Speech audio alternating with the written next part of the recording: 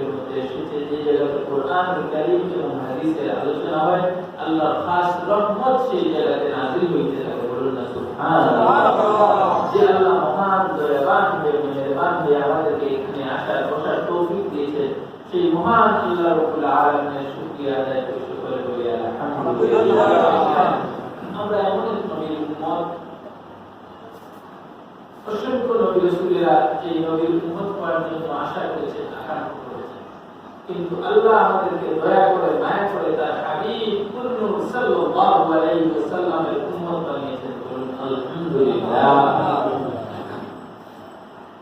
তো বলতেছিলাম আমাদের মূল হচ্ছে মুহাম্মদুর রাসূলুল্লাহ সাল্লাল্লাহু আলাইহি ওয়াসাল্লাম। রাসূলুল্লাহ সাল্লাল্লাহু আলাইহি ওয়াসাল্লামের রওজা মুবারক হচ্ছে মদিনা শরীফ। পৃথিবীর যত জায়গা আছে সব জায়গা থেকে আল্লাহর কাবা, বাইতুল্লাহ শরীফ এবং রাসূলুল্লাহ সাল্লাল্লাহু আলাইহি ওয়াসাল্লামের রওজা পাক সবথেকে দামি। বলুন না সুবহানাল্লাহ। আপনারা কি কখনো দেখেছেন যে কোনো মানুষ সৌদি আরবে এমনি কাজের জন্য যায় কিন্তু তাকবীর দিয়ে, নারায়ে তাকবীর দিয়ে বা এইভাবে কোনো কিছু করে ওকে নিয়ে আগুয়ে দেওয়া হয়, এমনি দেখেছেন? মানুষ বাংলাদেশে যায়, বিভিন্ন দেশে যায়, কিন্তু মানুষ শুধু সালাম দোয়া এসে, কিন্তু মানুষ যখন আল্লাহ ঘর তওয়াফ করার জন্য, রাসূলুল্লাহ রওজা মুবারক জিয়ারত করার জন্য যখন নিয়ত করে টাকা দাখিল করে, তখন মানুষ এই হাজী সাহেবের সাথে মুসাফা বেশি বেশি করা শুরু করে দেয়। বলুন না সুবহানাল্লাহ। পাড়াপড়শির মানুষ সবাই তাকবীর দিয়ে মদিনা মুনাওয়ারার দিকে রওনা করে দেয়। আল্লাহর রাসূল যেন জিয়ারত নসিব হয় সেই তাকবীর দিয়ে মানুষ এই হাজকে আগুয়ে নেয়। কারণ হলো সেই জায়গাটা মদিনা শরীফ সবথেকে দামি জায়গা। আল্লাহর নবী জনাব মুহাম্মদুর রাসূলুল্লাহ সাল্লাল্লাহু আলাইহি ওয়াসাল্লাম হাদিস শরীফের মধ্যে বর্ণনা করেন, পৃথিবীর মধ্যে যত জায়গা রয়েছে সবথেকে দামি জায়গা আল্লাহ রাব্বুল আলামিন মদিনা শরীফে রিয়াজুল জান্নাহ বানিয়েছেন। বলুন না সুবহানাল্লাহ। একবার শুকর আল্লাহুম্মা সাল্লি আলা বানিয়েছেন হাবিবের রওজা মুবারক। যেই কথা রাসূলুল্লাহ বলেছেন রাওদাতুম মিন রিয়াজিল জান্নাহ, আল্লাহর রাসূল বলেন এই জায়গাকে জান্নাতুল জান্নাতের বাগান হিসাবে আল্লাহ রাব্বুল আলামিন বানিয়েছেন।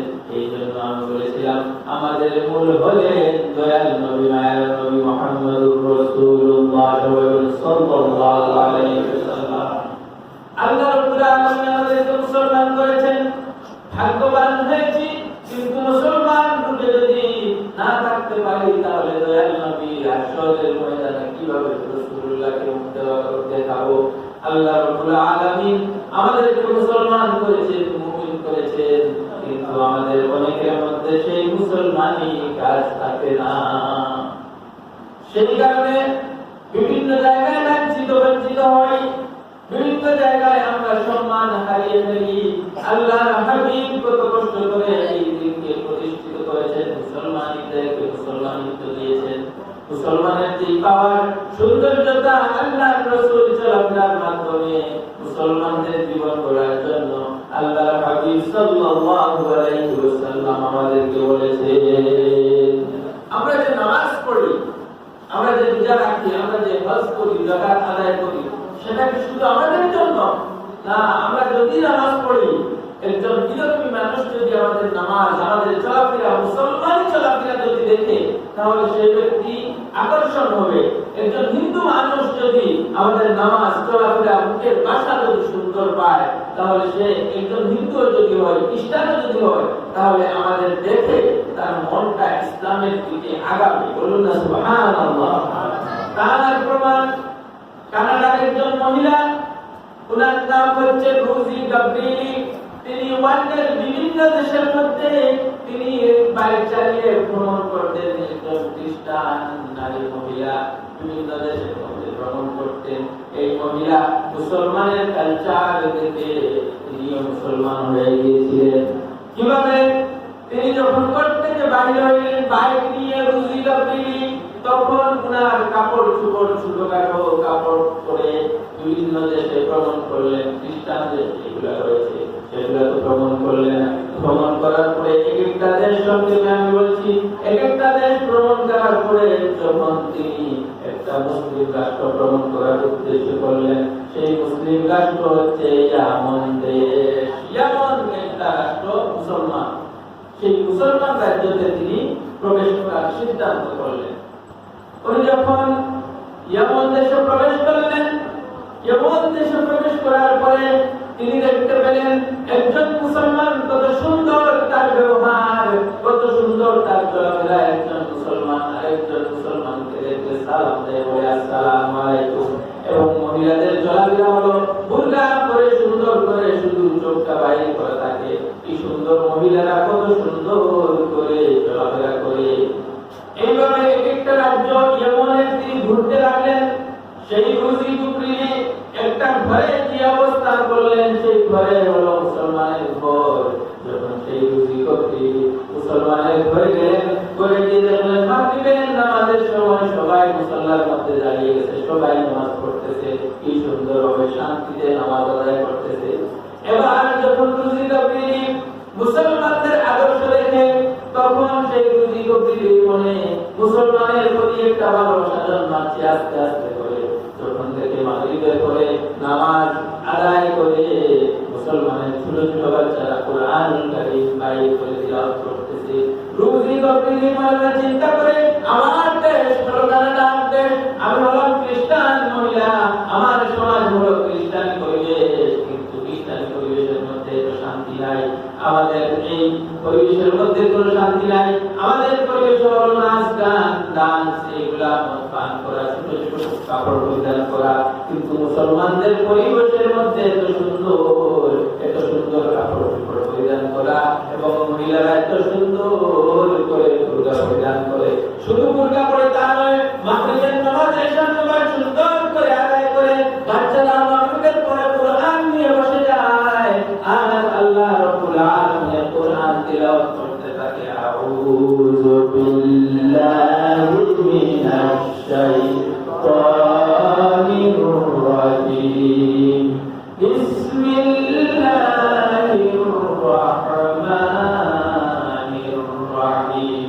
বলুন আলহামদুলিল্লাহি রাব্বিল আলামিন আর-রাহমানির রাহিম মালিকি ইয়াউমিদ্দিন। এইভাবে মুসলমানের ছোট ছোট বাচ্চারা কুরআনুল কারীম তিলাওয়াত করতে থাকে। সেই মহিলাটা যখন এইরকম পরিবেশ, এইরকম নামাজ, এইরকম তিলাওয়াত দেখে তার মনে আস্তে আস্তে প্রেম জাগতেছে, মহব্বত বাড়তেছে ইসলামের প্রতি, মুসলমানদের প্রতি মহব্বত বাড়তেছে। এবার এমন ত্যাগ করে একটা দেশ আমাদের পার্শ্ববর্তী দেশ, সেটা দেশের নাম হলো পাকিস্তান। সেই পাকিস্তানের মধ্যে যখন মহিলা দাখিল হলো, দাখিল হওয়ার পরে দেখতে পেল আরো সুন্দর পরিবেশ হলো পাকিস্তানের। বলুন না সুবহানাল্লাহ। আমাদের সমাজের পরিবেশ কিরকম? আমরা মুসলমান, আমাদের চলাফেরা কিরকম করতে হবে, আমাদের পরে কোরআন তিলাওয়াত কিরকম করতে হবে, নামাজ রোজা কিরকম আদায় করতে হবে। দেখুন একজন খ্রিস্টান মহিলা কিভাবে সুন্দর করে এইগুলা দেখতেছে, আর দেখে তার মনে ইসলামের প্রতি মহব্বত জাগতেছে। এবার যখন পাকিস্তানের মধ্যে তিনি অনেক দিন যাবত পাকিস্তানের মধ্যে বসত করলেন, একটা ঘরে থাকলেন, বিভিন্ন ঘরের মধ্যে তিনি বেড়াইতে গেলেন, গিয়ে দেখেন সেই অবস্থা মাগরিবের নামাজ হয়, এশার নামাজ হয়, ফজরের নামাজ হয়, জোহরের নামাজ হয়, এইভাবে নামাজ হতে থাকে।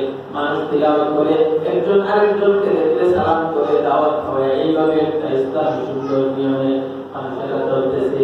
এভাবে যখন দেখে উনার ভ্রমণের ডেট যখন তারিখ শেষ হয়ে গেল, উনি এই দেশ ত্যাগ করে উনার কানাডায় চলে গেলেন। কিন্তু তার মনে ইসলাম এবং মুসলমানদের মহব্বত জেগে গেছে। বলুন না সুবহানাল্লাহ।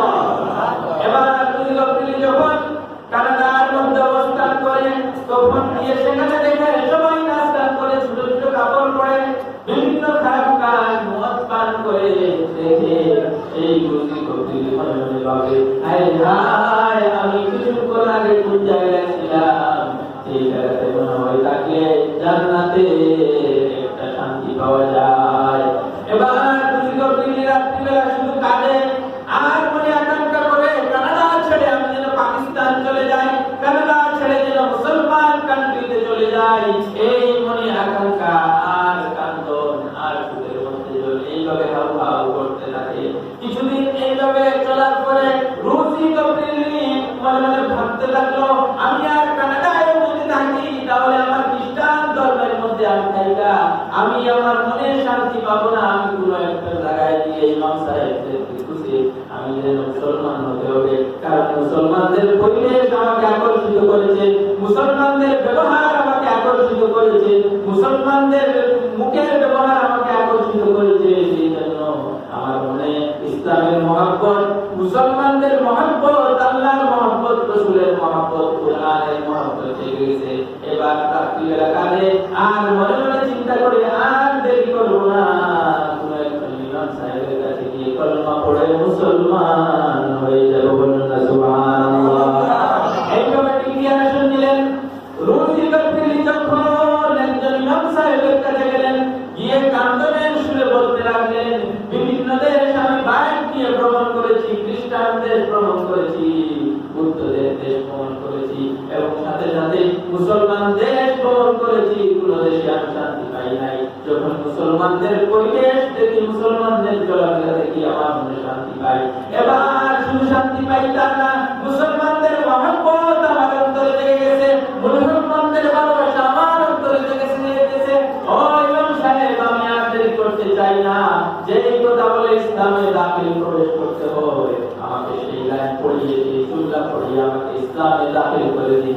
এবার ইমাম সাহেব বলেন, তুমি পড়ো লা ইলাহা ইল্লাল্লাহু মুহাম্মাদুর রাসূলুল্লাহ। এবার বুঝি তিনি আল্লাহর কালিমা পড়ে মুসলমান হওয়ার পরে তার মনে যে তৃপ্তি আসলো, যে মহব্বত আল্লাহর প্রতি জাগলো, যে মহব্বত রাসূলুল্লাহর প্রতি জাগলো, যে মহব্বত মুসলমানের প্রতি জাগলো, সে এখন মুসলমান হয়ে গেল। একমাত্র কারণ হলো মুসলমানদের পরিবেশ থেকে। বলুন না সুবহানাল্লাহ। সেই জন্য আমি বলেছিলাম, আমার মুরব্বী বাবাজিরা, যুবক ভাইরা, আমাদের সমাজকে এইভাবে গঠিত করতে হবে, এইভাবে সুন্দর সমাজ ইসলামের যে রাসূলুল্লাহ যেভাবে বলেছেন আমাদেরকে চলাফেরা করার জন্য, সেইভাবে যদি আমরা আল্লাহ রাব্বুল আলামিনের দ্বীনকে প্রতিষ্ঠিত করার জন্য, মুসলমানকে কায়েম করার জন্য আমরা যদি এইভাবে চলি, কিন্তু একজন মানুষ যদি দেখে আমাদের চলাফেরা তার মনে একটা প্রেম মুসলমান ভাব আসবে, কিন্তু আমাদের চলাফেরা আমাদের মুখে গালি, মুখে কাজে অনেক মিল নাই।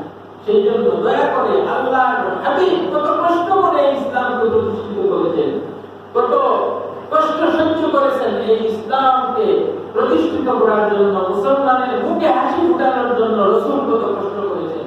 কিন্তু আমরা কি করি? মুখে মুখে গালি। এইরকম অবস্থা হলে চলবে না। রাসূলুল্লাহ কত কষ্ট করেছেন, সেই রাসূলুল্লাহর জীবন আমাদের দেখতে হবে। রাসূলুল্লাহ কিভাবে চলার জন্য আমাদেরকে বলেছেন, সেইভাবে যদি আমরা চলি আল্লাহর জান্নাত পেয়ে যাব। বলুন না সুবহানাল্লাহ। আল্লাহ রাব্বুল আলামিন তার হাবিবকে সম্মান করিয়েছেন, সম্মান দান করেছেন এবং তার হাবিবের উম্মতদেরকেও সম্মান দান করেছেন। আল্লাহর হাবিবের উম্মতেরা যদি রাসূলের সুন্নাত মেনে, রাসূলের কথা মেনে সুন্দর করে চলতে পারো, জান্নাত তোমার জন্য অপেক্ষা করতেছে। হাসরের ময়দানে জান্নাত বলবে, ও বান্দা তুমি রাসূলের সুন্নাত মোতাবেক চলেছো, আল্লাহর ফরমান মেনে চলেছো, আমি জান্নাত তোমাকে রাখতেছি, আসো। বলুন না সুবহানাল্লাহ। আল্লাহর হাবিব দামি, সেই জন্য আল্লাহ আমাদেরকে দামি বানিয়েছেন। আমরা দামি হয়ে থাকতে হবে। কুরআনুল কারীমের মধ্যে আল্লাহ রাব্বুল আলামিন বলেন, আল্লাহ রাব্বুল আলামিন বলেন রাসূলুল্লাহ সাল্লাল্লাহু আলাইহি ওয়াসাল্লামের উম্মতদেরকে আল্লাহ রাব্বুল আলামিন সবথেকে দামি বানিয়েছেন। বলুন না সুবহানাল্লাহ। আল্লাহ আমাদেরকে সবথেকে দামি বানিয়েছেন। উখরিজাত লিন-নাস, সবথেকে দামি। হযরত মুসা আলাইহিস সালাতু ওয়াস সালামের উম্মত ছিলেন, হযরত ইব্রাহিম আলাইহিস সালাতু ওয়াস সালামের উম্মত ছিলেন, হযরত ইসহাক সহ বিভিন্ন আম্বিয়া কিরাম নবী রাসূলের উম্মত ছিলেন।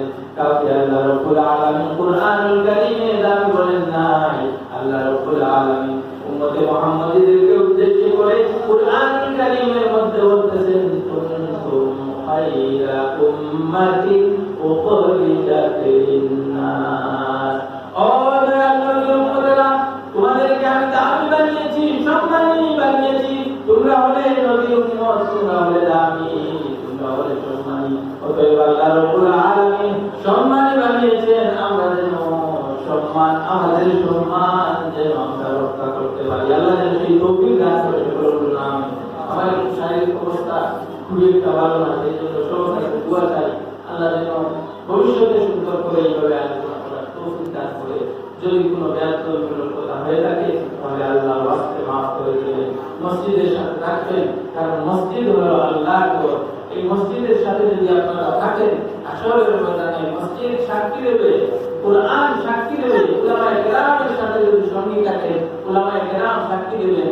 এই বান্দারা মসজিদের সাথে ছিলেন, মাদ্রাসার সাথে ছিলেন, হাদিসদের সাথে ছিলেন।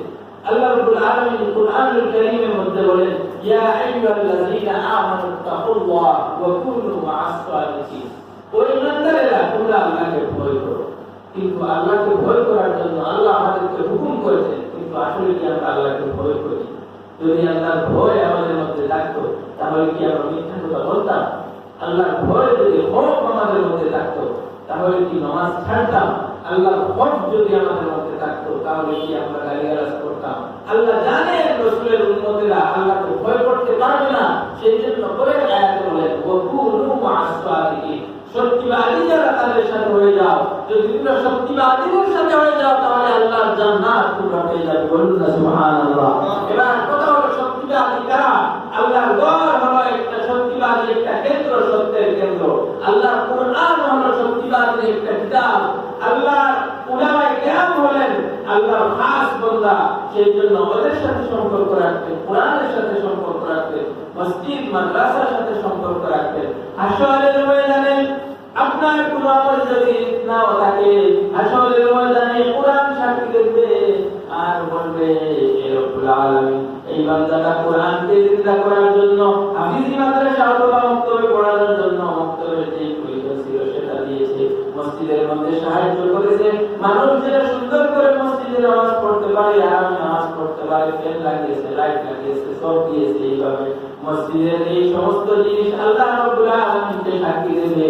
আল্লাহ রাব্বুল আলামিন বলবে যাও, আল্লাহ রাব্বুল আলামিনকে বলবেন হে দয়াল, এই বান্দা এই দুনিয়াতে কোরআনের সাথে সম্পর্ক ছিল, কোরআন তিলাওয়াত করেছে, মসজিদের মক্তবের সাথে সম্পর্ক ছিল, উলামায়ে কেরামদের সাথে সম্পর্ক ছিল, আল্লাহ তোমার বান্দাকে তুমি মাফ করে দাও। এইভাবে করে যখন সাক্ষী দেবে, ভালো আল্লাহর যে সত্যিবাদী জিনিস আছে সেইগুলা যখন আল্লাহর কাছে সুপারিশ করবে, আল্লাহ রাব্বুল আলামিন আমাদেরকে জান্নাত দান করে দেবে। বলুন না সুবহানাল্লাহ। এই জন্য রব্বি ওয়ালিরা, আমার যুবক ভাইরা, আল্লাহ রাব্বুল আলামিন যাদের সাথে চলার হুকুম করেছেন, যাদের সাথে থাকার হুকুম করেছেন, আল্লাহ রাব্বুল আলামিন যেন আমাদের সকলকে সেই সকল ভালো মানুষ, সেই সকল মসজিদ, মাদ্রাসা, হাফিজ, উলামায়ে কেরাম, পীর মাশায়েখদের সাথে থেকে আমাদের জীবন এই দুনিয়ায় যেন করতে পারি এবং আখিরাতের ময়দানে যেন হাবিবের ছায়ার নিচে থেকে আমরা জান্নাতুল ফিরদাউস যেতে পারি। ওয়া আখির দাওয়ানা আলহামদুলিল্লাহি রাব্বিল আলামিন। আমিন।